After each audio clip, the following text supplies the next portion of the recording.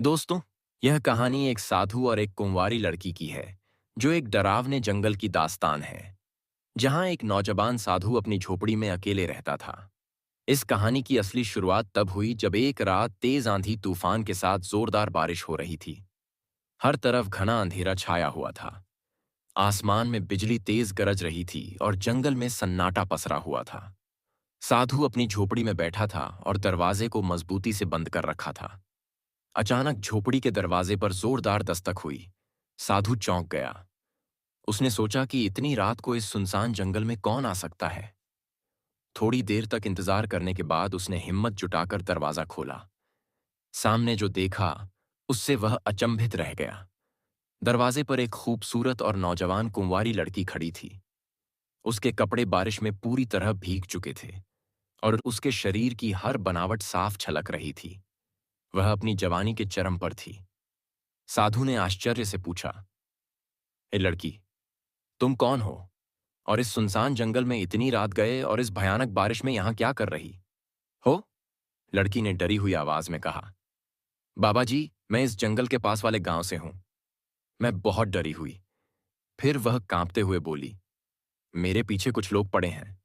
वे मुझे मारना चाहते हैं। कृपया मुझे बचा लीजिए। साधु ने उसे तुरंत अंदर बुलाया और ढंढस बंधाया। फिर उसने लड़की से पूछा, मुझे सच सच बताओ, आखिर तुम कौन हो और यहां कैसे आई? लड़की ने कांपते हुए जवाब दिया, मैं गांव के राजा की लड़की हूं। मेरे माता पिता इस दुनिया से जा चुके हैं। जब से वे गए हैं, गांव के कुछ लोग मेरी सुंदरता पर मोहित हो गए हैं। वे मुझे पकड़कर मेरी इज्जत लूटना चाहते हैं। मेरा शरीर अपवित्र करना चाहते हैं। मैंने किसी तरह अपनी इज्जत बचाई और भागकर आपके पास आ गई। नौजवान साधु लड़की की बातें बड़े ध्यान से सुन रहा था। उसके मन में कई सवाल उठ रहे थे। क्या यह लड़की कोई और रहस्य छुपा रही है? क्या इसके आने के पीछे कोई और वजह तो नहीं? झोपड़ी के एक कोने में दिया जल रहा था, जिसकी हल्की रोशनी चारों तरफ फैल रही थी। बाहर तेज बारिश और तूफान था। हर जगह घना अंधेरा था। नौजवान साधु वर्षों से अकेला रह रहा था, लेकिन आज उसकी झोपड़ी में एक अनोखी सुंदरता मौजूद थी। वह साधु लड़की के भीगे हुए कपड़ों को देख रहा था और भीतर ही भीतर एक अजीब सी खुशी महसूस कर रहा था। लेकिन उसने खुद को रोकने की कोशिश की। कहीं मैं किसी मुसीबत में ना फंस जाऊं। लड़की ने रोते हुए कहा, बाबा जी, मैं बहुत डरी हुई हूं। क्या आप मुझे आज की रात अपनी झोपड़ी में रहने देंगे? बूढ़ा साधु, जो पहले से यही चाहता था, तुरंत प्रसन्न होकर बोला, हाँ, आज की रात तुम मेरी झोपड़ी में ठहर सकती हो।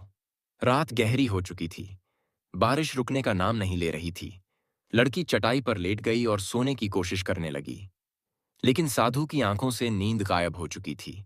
उसका मन बेचैन था। उसके अंदर एक अजीब सी हलचल थी। वर्षों से दबी इच्छाएं जाग उठी थीं। प्रेम का एहसास हो रहा था। जवानी उसे उकसा रही थी। अचानक बाहर से किसी की भयावह आवाज आई।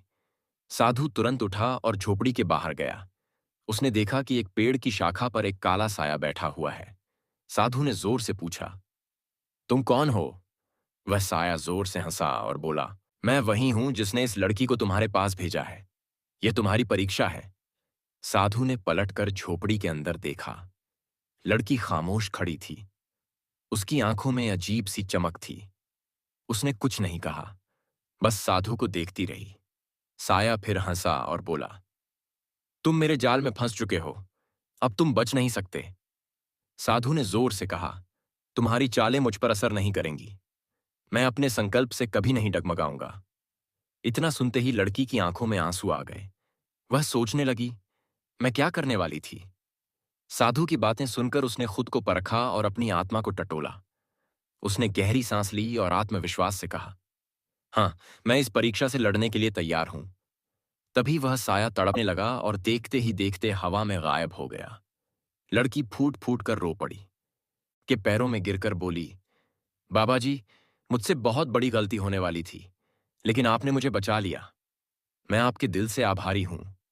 साधु मुस्कुराया और बोला, अब तुम यहां से जा सकती हो, अपनी जिंदगी को संवारो। लड़की ने सिर झुकाया, आंखों में आंसू लिए और चुपचाप जंगल से बाहर निकल गई, हमेशा के लिए आजाद।